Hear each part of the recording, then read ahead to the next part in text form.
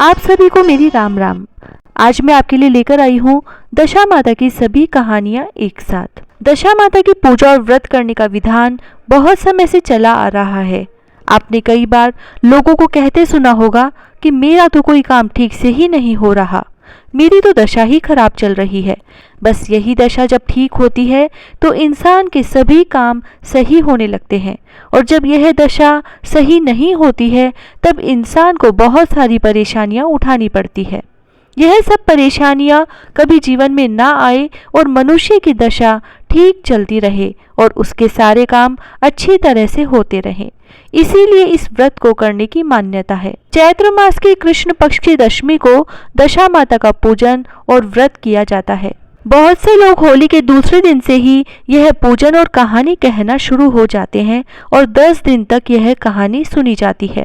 लेकिन जो लोग सिर्फ एक ही दिन पूजा करते हैं वह सारी 10 कहानियां एक साथ सुनते हैं। इसीलिए इस वीडियो में मैं सारी 10 कहानियां एक साथ लेकर आई हूं, जिससे आपको सारी कहानियां एक ही जगह मिल जाए और उनको ढूंढने में आपका समय खराब ना हो। तो शुरू करते हैं दशा माता की सारी कहानी एक साथ। लेकिन शुरू करने से पहले एक छोटी सी रिक्वेस्ट, यदि आपने अभी तक चैनल को सब्सक्राइब नहीं किया है तो अभी कर लें, और यदि आपको हमारे चैनल पर दी हुई जानकारियां पसंद आ रही है तो अपने दोस्तों और परिवार वालों के साथ इस चैनल को शेयर करें। तो आइए सबसे पहले इन 10 कहानियों की शुरुआत करते हैं गणेश जी की छोटी सी कहानी से।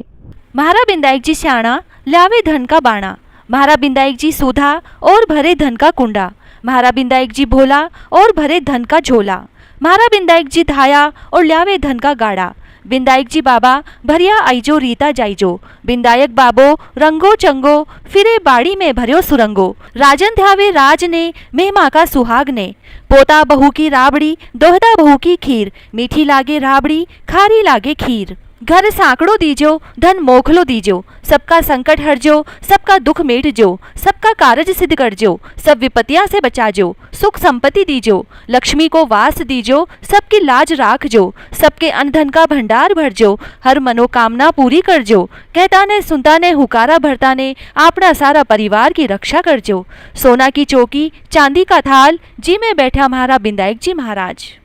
दशा माता के व्रत में सुनी जाने वाली नल और दमयंती की कहानी। प्राचीन समय में राजा नल और दमयंती रानी सुखपूर्वक राज्य करते थे। उनके 2 पुत्र थे। उनके राज्य में प्रजा सुखी और संपन्न थी। एक दिन की बात है, उस दिन होली दशा थी। एक ब्राह्मणी राजमहल में आई और रानी से कहा, दशा का डोरा ले लो।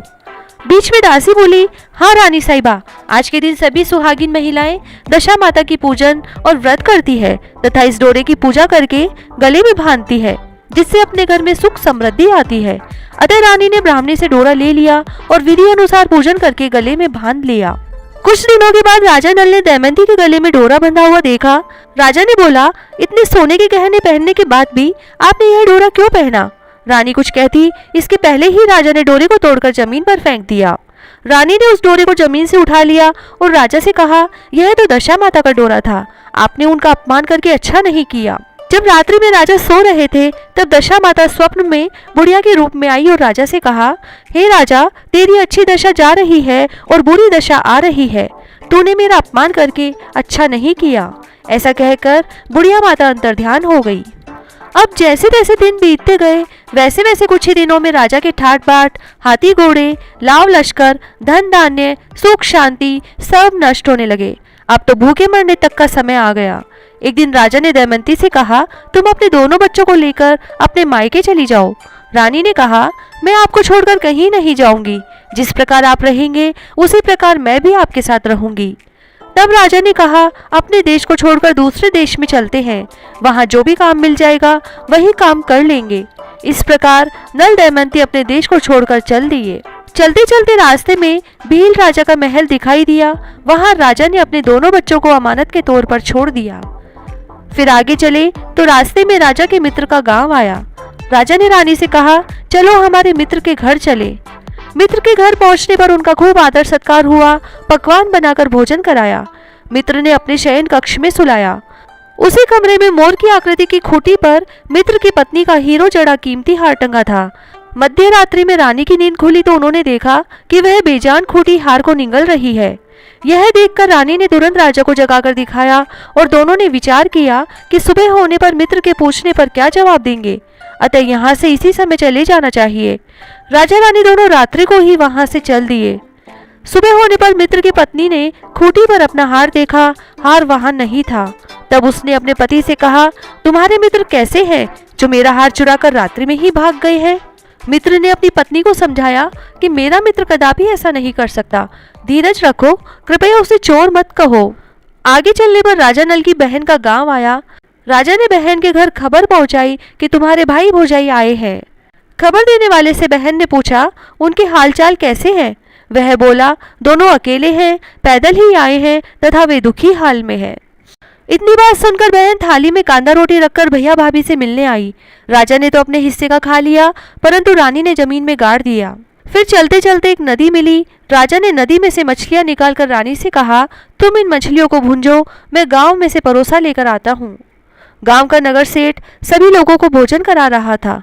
राजा गांव में गया और परोसा लेकर वहां से चला तो रास्ते में चील ने झपट्टा मारा तो सारा भोजन नीचे गिर गया।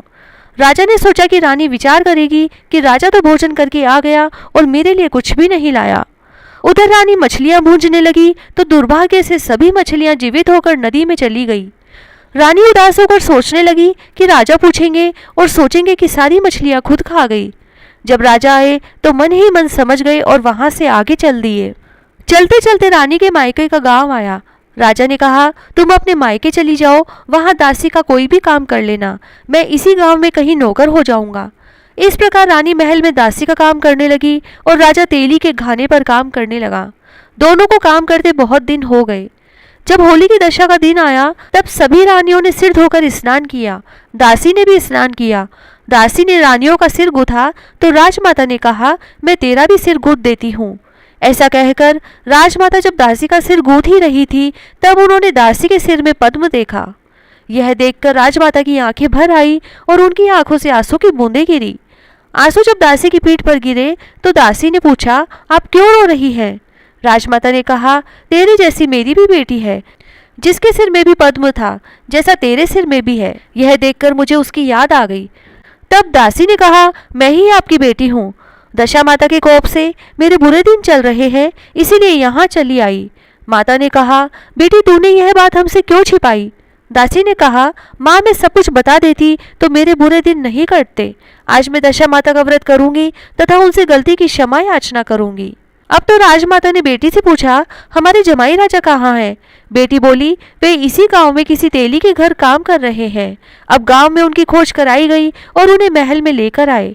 जमाई राजा को स्नान कराया, नए वस्त्र पहनाए और पकवान बनाकर उन्हें भोजन कराया गया। फिर रानी और राजा ने दशा माता का बहुत ही श्रद्धा भक्ति भाव से व्रत किया।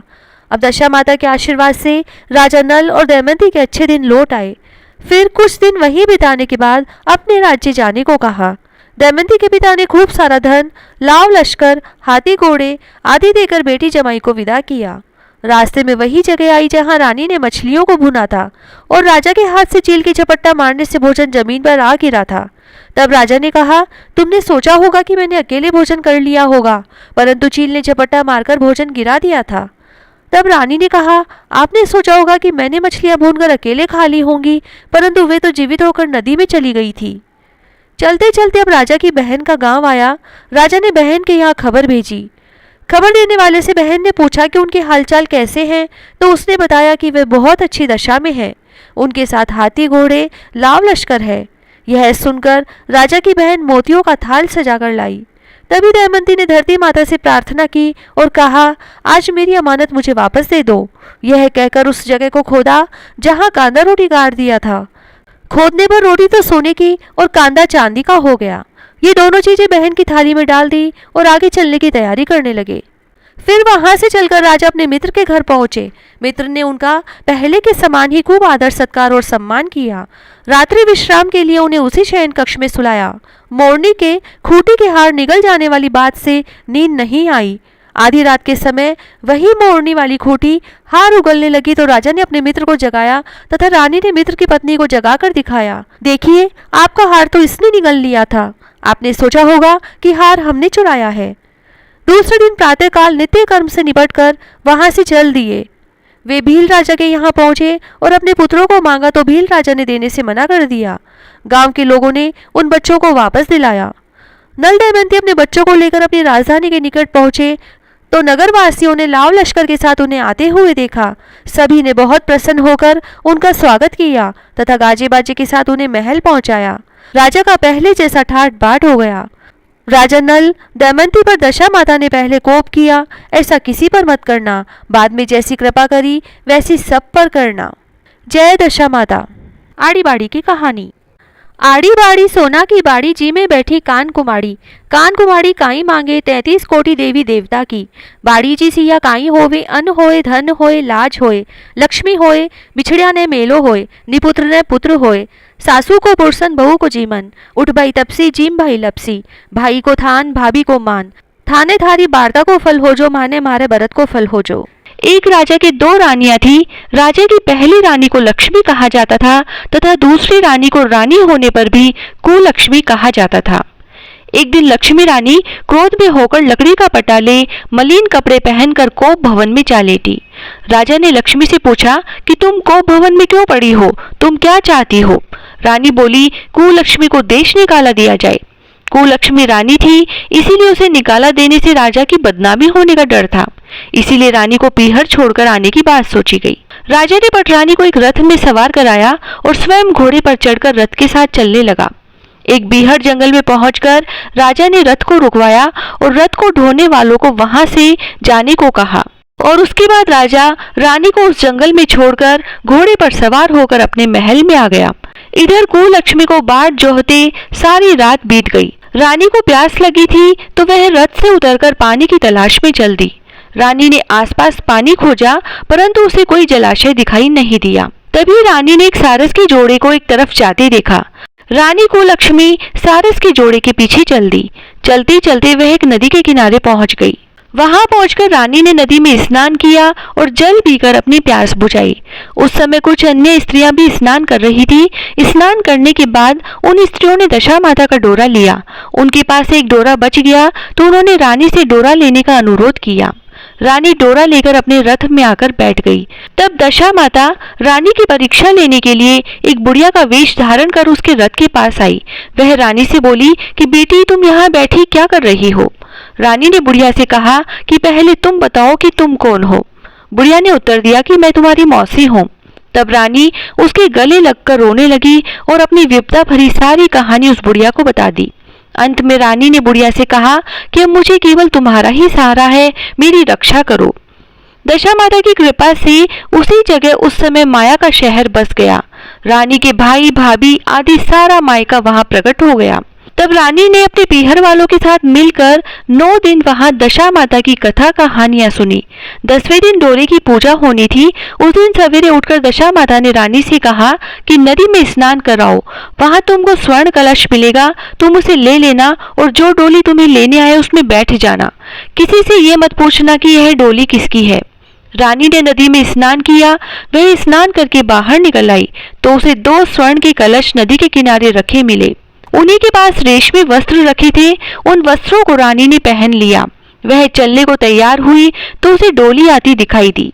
वह डोली में बैठ गई और अपने घर पहुंच गई। घर पहुंचकर उसने दशा माता के बसाए माया के परिवार की सब महिलाओं सहित दशा माता के डोरे की पूजा की, सुहागिनों को भोजन कराया। इसके बाद उसने पारण किया। अब रानी अपने पीहर में आनंद पूर्वक सबके साथ मिलकर रहने लगी। इधर कुछ समय बाद राजा को रानी कुलक्ष्मी का ध्यान आया। राजा ने विचार किया कि जिस दिन से मैं रानी को जंगल में छोड़कर आया हूँ तब से उनका कोई समाचार नहीं मिला। चलकर देखना चाहिए कि रानी कुलक्ष्मी का क्या हाल है। मंत्रियों ने राजा को समझाया कि अब रानी से मिलना आपके लिए ठीक नहीं होगा, परंतु राजा ने मंत्रियों की बात पर कोई ध्यान नहीं दिया। वह घोड़े पर सवार होकर उसी स्थान पर पहुंचा जहां पर रानी को छोड़ आया था। राजा को ये देखकर बड़ा आश्चर्य हुआ कि यहाँ तो सघन वन था, परंतु अब यहाँ रमणीक बस्ती बसी हुई है। राजा ने लोगों से पूछा कि यह कौन सी नगरी है। लोगों ने उसे बताया कि यह कुलक्ष्मी का नगर है। अब तो राजा के आश्चर्य का ठिकाना ही न रहा। वह बार बार सोच रहा था कि क्या यह नगर मेरी पटरानी कुलक्ष्मी द्वारा बसाया नगर है।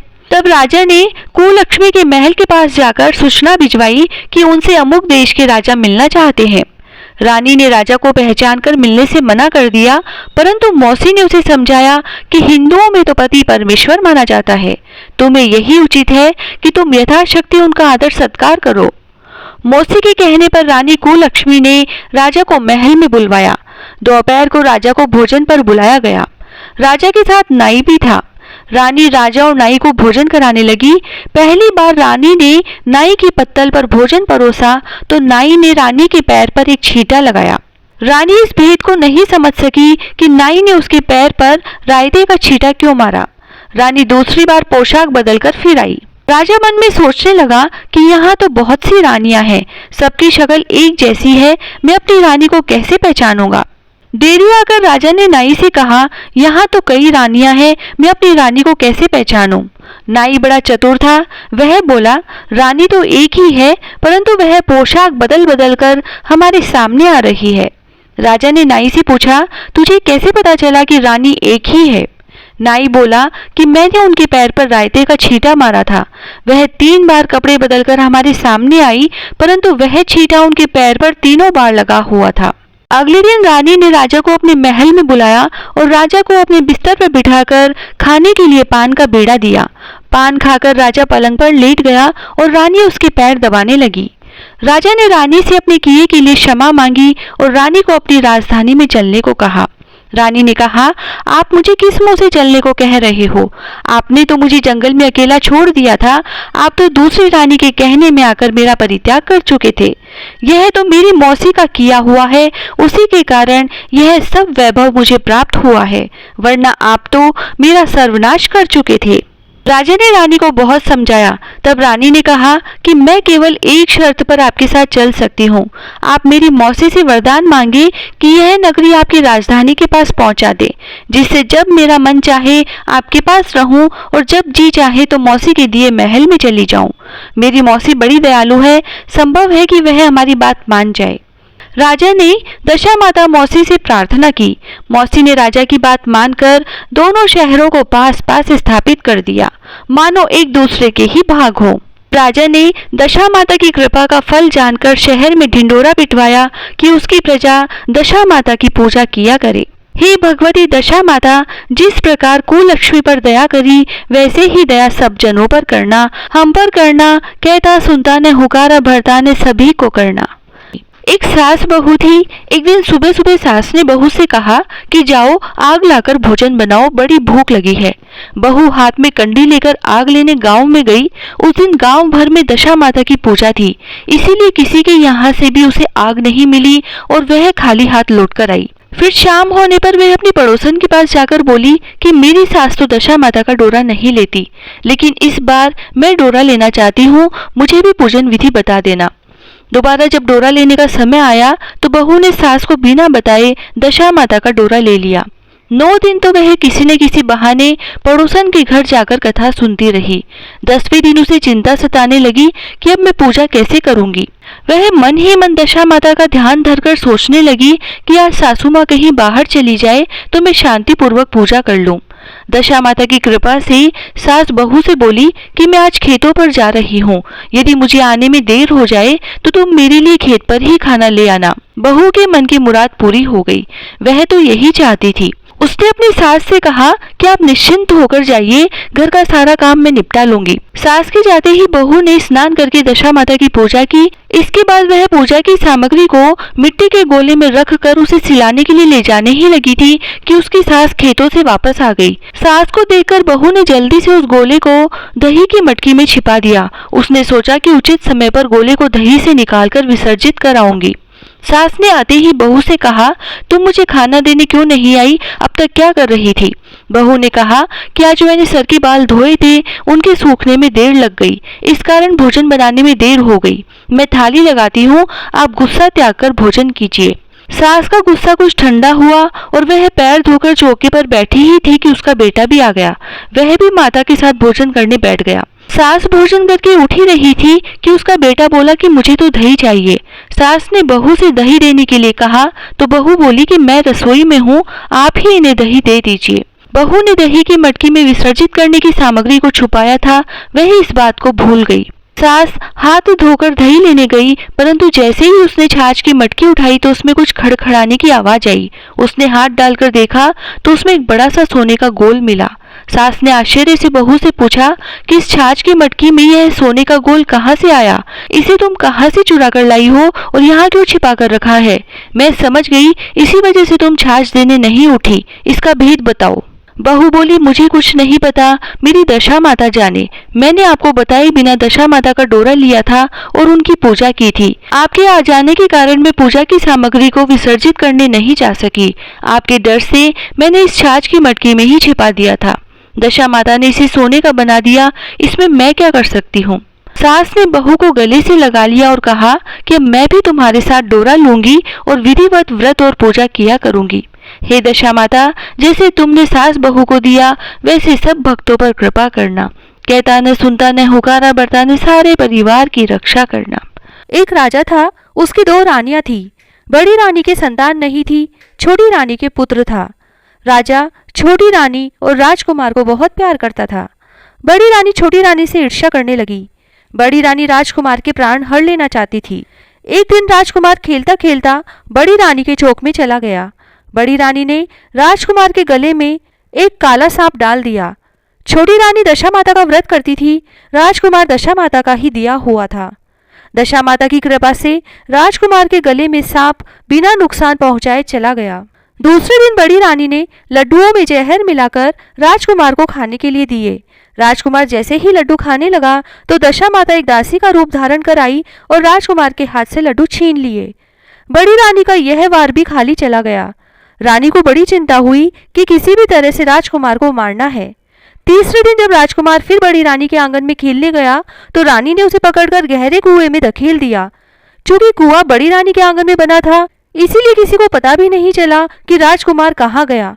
लेकिन जैसे ही बड़ी रानी ने राजकुमार को कुएं में धकेला तो दशा माता ने उसे बीच में ही रोक लिया। इधर दोपहर हो जाने पर राजकुमार के न लौटने पर राजा में छोटी रानी को चिंता सताने लगी। दशा माता को भी इस बात की चिंता हुई कि राजकुमार को उसके माता पिता के पास किस प्रकार पहुंचाया जाए। राजकुमार को तलाश करने वाले कर्मचारी निराश होकर बैठ गए। राजा व छोटी रानी पुत्र शोक में रोने लगे। तब दशा माता ने भिखारी का रूप धारण किया और राजकुमार को गले से लगाए राजद्वार पर पहुंची। वह राजकुमार को एक वस्त्र में छुपाकर भिक्षा मांगने लगी। सिपाहियों ने उसे धुतकार कर कहा, तुझे भिक्षा की पड़ी है और यहाँ राजकुमार खो गया है। सारे लोग दुख और चिंता से व्याकुल हो रहे हैं। इस पर दशा माता बोली, भाइयों, पुण्य का प्रभाव बड़ा ही विचित्र होता है। यदि मुझे भिक्षा मिल जाए तो संभव है कि खोया हुआ राजकुमार तुम लोगों को मिल जाए। यह कहकर वह देहरी पर पैर रखने लगी तो सिपाहियों ने उन्हें आगे बढ़ने से रोका। उसी समय दशा माता ने बालक का पैर वस्त्र से बाहर कर दिया। सिपाहियों ने समझा कि कुंवर उसके हाथों में है, इसीलिए उसे अंदर जाने दिया। दशा माता कुंवर को लिए हुए भीतर चली गई। उसने राजकुमार को चौक में छोड़ दिया और वापस जाने लगी, परंतु रानी ने दशा माता रूपी भिखारिन को देख लिया। उसने कहा कि खड़ी रहो और कौन हो तुम? तुमने 3 दिन मेरे बेटे को छिपा कर रखा था, तुमने ऐसा क्यों किया? तुम्हें मेरे इस प्रश्न का उत्तर देना होगा। दशा माता उसी समय ठहर गई। उन्होंने बताया कि मैं तुम्हारे पुत्र की चोरी करने वाली नहीं हूँ, मैं तो तुम्हारी आराध्य देवी दशा माता हूँ। मैं तुम्हें सचेत करने आई हूँ कि बड़ी रानी तुमसे ईर्ष्या रखती है। वह तुम्हारे पुत्र के प्राण हर लेना चाहती है। एक बार उसने तुम्हारे पुत्र के गले में काला सांप डाला था, जिसे मैंने भगाया। दूसरी बार उसने उसे विष के लड्डू खाने को दिए थे, जिन्हें मैंने उसके हाथों से छीन लिए थे। इस बार उसने तुम्हारे राजकुमार को अपने आंगन के कुएं में धकेल दिया था और मैंने इसे बीच में ही रोककर रक्षा की। इस समय मैं भिखारिन के वेश में तुम्हें सचेत करने आई हूँ। यह सुनकर छोटी रानी दशा माता के पैरों में गिरकर क्षमा मांगने लगी। छोटी रानी विनती भाव से बोली, जैसी कृपा आपने मुझ पर दर्शन देकर की है, मैं चाहती हूँ कि आप सदैव इस महल में निवास करें। मुझसे जो सेवा पूजा होगी मैं करूँगी। इस पर दशा माता बोली कि मैं किसी के घर में नहीं रहती। जो श्रद्धा पूर्वक मेरा ध्यान स्मरण करता है, मैं उसी के हृदय में निवास करती हूँ। इसीलिए तुम सुहागिनों को बुलाकर उन्हें यथाविधि आदर सत्कार के साथ भोजन कराओ और नगर में ढिंडोरा पिटवा दो कि सभी लोग मेरा डोरा लें और व्रत करें। इतना कहकर दशा माता अंतर्ध्यान हो गई। रानी ने अपने राज्य की सौभाग्यवती स्त्रियों को निमंत्रण देकर बुलाया और उपटन से लेकर शिरोभूषण श्रृंगार कर उनकी यथाविधि सेवा कर भोजन करवाया और दक्षिणा में गहने आदि देकर विदा किया। रानी ने अपने राज्य में ढिंडोरा पिटवा दिया कि अब से सब लोग दशा माता का डोरा लिया करें। जय दशा माता की। दशा माता और दियाड़ा बावजी की कथा। एक ब्राह्मण नित्य भिक्षा मांगकर जीवन यापन करता था। उसकी आजीविका का एकमात्र यही साधन था। वह एक गांव जाता तब भी एक सेर बाजरी लाता और 4 गांव जाता तब भी एक सेर बाजरी ही लाता। ऐसा करते करते बहुत समय गुजर गया।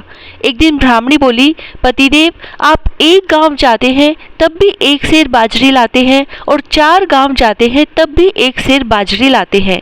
ऐसे तो कैसे काम चलेगा? अब बच्चे भी बड़े हो रहे हैं। आप थोड़ा आगे और क्यों नहीं जाते, जिससे कोई नई चीज मिले। ब्राह्मण को अपनी पत्नी की बात सही लगी। दूसरे दिन जल्दी उठकर पत्नी ने खाना बनाकर साथ बांध दिया। ब्राह्मण सुबह जल्दी ही निकल गया। ब्राह्मण चलता गया, चलते चलते जंगल आ गया। उसे कुछ नहीं मिला। वह एक मंदिर में पीपल के पेड़ के नीचे बैठ गया। खाना खाया। वहां माताजी और दियाड़ा बावजी चौपड़ पासा खेल रहे थे। माताजी ने कहा, हमारी जीत हार की साख कौन भरेगा? तो दियाड़ा बावजी ने पूछा, ब्राह्मण, हमारी जीत हार की साख भरेगा क्या? तो ब्राह्मण ने हाँ भर ली और खेल देखने लगा। उसने सोचा, माताजी तो इतने सारे गहने पहनी है, कुछ ना कुछ तो अवश्य देगी। मुझे माताजी को जिताना चाहिए। और ऐसा सोच ब्राह्मण ने कहा, माताजी जीती हैं। माताजी ने प्रसन्न होकर ब्राह्मण को सोने की मुंदड़ी दे दी। ब्राह्मण ने सोचा, अब तो घर जाना चाहिए, समय भी बहुत हो गया है। ब्राह्मण घर जाने लगा। रास्ते में उसे प्यास लगी। वह एक बावड़ी के पास रुका। मुंदड़ी वहीं रखकर पानी पीने लगा। पानी पीकर देखा तो मुंदड़ी नहीं थी, क्योंकि एक मछली मुंदड़ी निगल गई थी। ब्राह्मण चिंता करते हुए उदास मन से घर आया। आते ही पत्नी ने पूछा, क्या लाए? तो ब्राह्मण ने नहीं में गर्दन हिला दी। ब्राह्मणी ने कहा, चिंता मत करो, कल फिर जाना, कुछ न कुछ तो अवश्य मिलेगा। अगले दिन भी ब्राह्मणी जल्दी उठी। ब्राह्मण के लिए पूड़ी बनाकर बांध दी। ब्राह्मण उसी मंदिर में गया, पीपल के पेड़ के नीचे बैठा, पूड़ी खाई। वहां आज भी माताजी और दियाड़ा बावजी चौपड़ पासा खेल रहे थे। माताजी ने कहा, हमारी जीत हार की साख कौन भरेगा? तो दियाड़ा बावजी ने पूछा, ब्राह्मण, हमारी जीत हार की साख भरेगा क्या? तो ब्राह्मण ने हाँ भर ली और खेल देखने लगा। उसने सोचा, माताजी ने कल अंगूठी दी थी, वह तो खो गई, पर माताजी आज भी कुछ तो देगी। मुझे माताजी को ही जिताना चाहिए। और ब्राह्मण ने कहा, माताजी जीती है। माताजी ने प्रसन्न होकर ब्राह्मण को हीरे से जड़ित कंगन दे दिए। ब्राह्मण ने सोचा, आज तो रास्ते में कहीं नहीं रुकूंगा, सीधा घर जाऊंगा। ब्राह्मण घर पहुंचा तब ब्राह्मणी पानी लेने गई हुई थी। ब्राह्मण ने कंगन चूल्हे के पीछे रखे और ब्राह्मण चौपाल पर चला गया। इतने में एक पड़ोसन चूल्हे की आग लेने आई। उसने देखा घर में कोई नहीं है, तो वह चूल्हे के पीछे रखे कंगन भी ले गई। ब्राह्मणी पानी लेकर आई तब ब्राह्मण भी आ गया। तब ब्राह्मणी ने पूछा कि क्या लाए पतिदेव? तब पति ने चूल्हे के पीछे देखा तो कुछ भी नहीं था। उसने सोचा, आज कंगन भी कहाँ चले गए। उसने ब्राह्मणी को मना कर दिया। ब्राह्मणी नाराज हुई और बोली कि पहले एक सेर बाजरी तो लाते थे, अब तो कुछ नहीं ला रहे, अब मैं क्या करूं?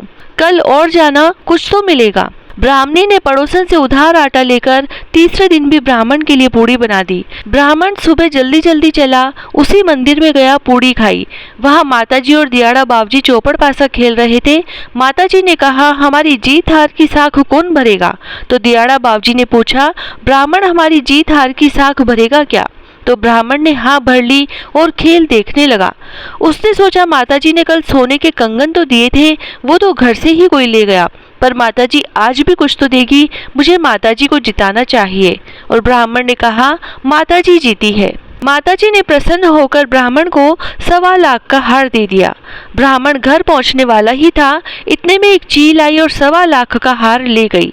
ब्राह्मण चिंता करने लगा, आज 3 दिन हो गए, कुछ नहीं मिला, जो मिला वह भी लूट गया, अब मैं ब्राह्मणी को क्या बोलूंगा। घर आया तो ब्राह्मणी ने पूछा, आज कुछ मिला क्या? ब्राह्मण ने नहीं कह दिया। ब्राह्मणी ने कहा, क्या बात है, मुझे सारी बात बताओ। ब्राह्मणी जिद करने लगी। तब ब्राह्मण ने सारी बात बताई कि एक माताजी और दियाड़ा बावजी चौपड़ खेलते हैं। मैंने जीत हार की साख भरी। माताजी ने खुश होकर मुझे मुंदड़ी, सोने के कंगन, 1.25 लाख का हार दिया और सारी बात पत्नी को बताई। तब पत्नी ने कहा, आप कल फिर जाना और दियाड़ा बावजी को जिताना, क्योंकि नर की कमाई में ही रिद्धि सिद्धि होती है, नारी की कमाई में नहीं। ब्राह्मणी फिर पड़ोसन से उधार आटा लाकर चौथे दिन भी ब्राह्मण के लिए पूड़ी बना दी। ब्राह्मण सुबह जल्दी जल्दी उठा, उसी मंदिर में गया, पूड़ी खाई। वहां माताजी और दियाड़ा बावजी चौपड़ पासा खेल रहे थे। माताजी ने कहा, हमारी जीत हार की साख कौन भरेगा? तो दियाड़ा बावजी ने पूछा, ब्राह्मण हमारी जीत हार की साख भरेगा क्या? तो ब्राह्मण ने हाँ भर ली और खेल देखने लगा। वह सोच रहा था कि दियाड़ा बावजी के पास तो देने के लिए कुछ भी नहीं है, पर ब्राह्मणी ने कहा है तो आज तो मैं दियाड़ा बावजी को ही जिताऊंगा। खेल पूरा हुआ। ब्राह्मण बोला, आज तो दियाड़ा बावजी जीते हैं। तो दियाड़ा बावजी ने कहा, ब्राह्मण आज तो तेरे फैसले में चूक हो गई। ब्राह्मण बोला, नहीं बावजी, आज तो आप ही जीते हैं। तब दियाड़ा बावजी ने 1 टका ब्राह्मण को दे दिया। ब्राह्मण ने सोचा, इससे तो कुछ नहीं आएगा। ब्राह्मण वहां से घर जाने गया और 1 टका वहीं रखकर पास ही के मंदिर में जाकर बैठ गया। ब्राह्मणी घर आती है तो देखती है कि एक चील 1.25 लाख का हार गिराकर चली गई। पड़ोसन आती है और कहती है कि ये ले ब्राह्मणी तेरे कंगन, मैं एक दिन तेरे से मजाक करने के लिए ले गई थी, पर तू तो लेने ही नहीं आई। ब्राह्मणी ने कंगन ले लिए। एक मछली वाली आई और मुंदड़ी दे गई। ब्राह्मणी कंगन बेच के बहुत सारे खाने पीने का सामान ले आई और लापसी चावल बनाकर बच्चों को बोली कि जाओ पिताजी को बुलाकर लाओ। बच्चे पिताजी को बुलाकर लाए। ब्राह्मण ने सोचा, आज तो मेरी खैर नहीं, पर घर पर तो आना ही था, सो घर आ गया। आकर देखता है कि जिस कोने में दियाड़ा बावजी का दिया टका डाला था, वहाँ हीरे मोती जगमगा रहे हैं। ब्राह्मणी बोली, अपने तो दियाड़ा बावजी और माताजी की कृपा से अन्न धन के भंडार भरे हैं। तब ब्राह्मण ने परिवार सहित दियाड़ा बावजी व दशा माता का पूजन कर धन्यवाद किया। हे माताजी, दियाड़ा बावजी, जैसे आपने ब्राह्मण ब्राह्मणी के अन्न धन के भंडार भरे, वैसे सबके भरना। कहता न सुनता न हुकारा भरता न सारे परिवार की रक्षा करना। लुम्बड़िया जी या लोभिया जी की कहानी। एक लोभिया था, कठोर तपस्या करता था। एक पांव पर खड़ा होकर कठिन तप करता था। उसने भगवान को प्रसन्न करने के लिए कठोर तप किया। उसके शरीर पर चिड़िया ने घोंसला भी बना लिया। तपस्या करते करते 12 वर्ष हो गए। भगवान ने सोचा, इसको इतना समय हो गया, अब इसकी परीक्षा लेनी चाहिए। भगवान जानते थे कि यह बहुत लोभी है, इसीलिए भगवान ने एक सोने की मुंदड़ी उसके पांव के पास फेंक दी। तब लोभिया की नजर उस मुंदड़ी पर पड़ी तो उसने मुंदड़ी को अपने पांव के नीचे दबा लिया। तब भगवान धरती पर आए और लोभिया से बोले, लोभिया, तेरी तपस्या में हीन है, तुझे इस तपस्या का फल नहीं मिलेगा। तब लोभिया ने अपनी गलती मानी और भगवान जी के चरण पकड़ लिए और पूछा, हे भगवान, इस तपस्या का हीन कैसे जाएगा? तब भगवान जी को उस पर दया आ गई और उन्होंने कहा, यदि रोटी बनाकर आखिरी रोटी कुत्ते की नहीं बनाई तो फल तुझे मिलेगा, जिमा कर दक्षिणा नहीं दी तो फल तुझे मिलेगा, सब कहानी कथा सुनकर तेरी कहानी नहीं सुनी तो फल तुझे मिलेगा। तभी से सभी व्रत की कहानी सुनने के बाद लोभिया जी की कहानी सुनी जाती है। 7 कहानी। 7 कहानी मैं कहूँ, ईसन की, बीसन की, पाल की, पथवारी की, लपसी की, तपसी की, गजानन गणेश की, चांद की, सूरज की, गाय की, बाछिया की, चरणामत भगवान की, तिलक भगवान की, आकाशा दिया की, धर्मराज जी की, राम लक्ष्मण की, तुलसा की, पीपल की, केला की, कदम की, आंवला भगवान की, बड़ भगवान की, कल्प वृक्ष भगवान की, आशा भगवती की, गिरिराज भगवान की, मोर मुकुट बंशी वाले की, शंकर पार्वती की, बजरंग बली की, 33 कोटि देवी देवताओं की, 68 तीर्थों की, 68 संतों की, 8 वारों की, भूलिया चूकिया की। आज सोमवार, मंगलवार, बुधवार, गुरुवार, शुक्रवार, शनिवार और रविवार 8 वारों की कहानी सुने। जाके कदे न दलदल आवे, कदे न पीड़ा आवे, सुख संपत्ति आवे, दलदल जावे, संपत आवे, दुख जावे, सुख आवे। हर्या हर्या आंवला, श्री भगवान सांवला, 5 पताशा गुड़ की डली, बिंदाईक जी पुजावे मन की रली।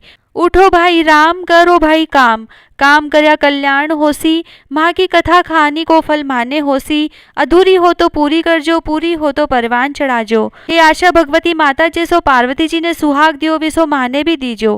कहता ने सुनता ने हुकारा भरता ने, आपने सारे परिवार की रक्षा कर जो। हर मनोकामना पूरी कर जो, अखंड सौभाग्य दीजो। एक बुढ़िया माई रोज मिट्टी के गणेश जी की पूजा करती थी। बेचारी बुढ़िया के बनाए गणेश जी रोज गल जाते थे। उसके घर के सामने एक सेठ जी का मकान बन रहा था। बुढ़िया माई सेठ जी के मकान पर जाकर मकान बनाने वाले कारीगर से बोली, भाई, मेरे मिट्टी के बनाए गणेश जी रोज गल जाते हैं, आप मेरी पूजा के लिए पत्थर से एक गणेश जी बना दो, आपकी बड़ी कृपा होगी। मकान बनाने वाला कारीगर बोला, माई, जितनी देर में तुम्हारे लिए गणेश जी बनाएंगे उतनी देर में तो सेठ जी की दीवार पूरी कर देंगे। बुढ़िया यह सुनकर गुस्से से बोली, भगवान करे तेरी दीवार टेढ़ी हो जाए, और दुखी मन से घर वापस आ गई। इधर कारीगर को दीवार पूरी करते करते शाम हो गई, परंतु दीवार बनने से पहले ही टेढ़ी हो जाए।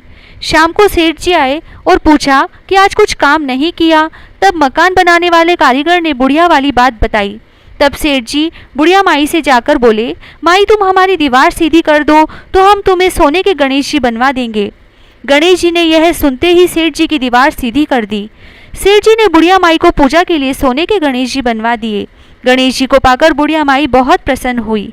हे बिंदाई जी महाराज, जैसे सेठ जी की दीवार सीधी करी वैसे ही हमारे भी सब कार्य सीधे करना। कहता ने सुनता ने हुकारा भरता ने सारे परिवार की रक्षा करना। जय श्री राधे।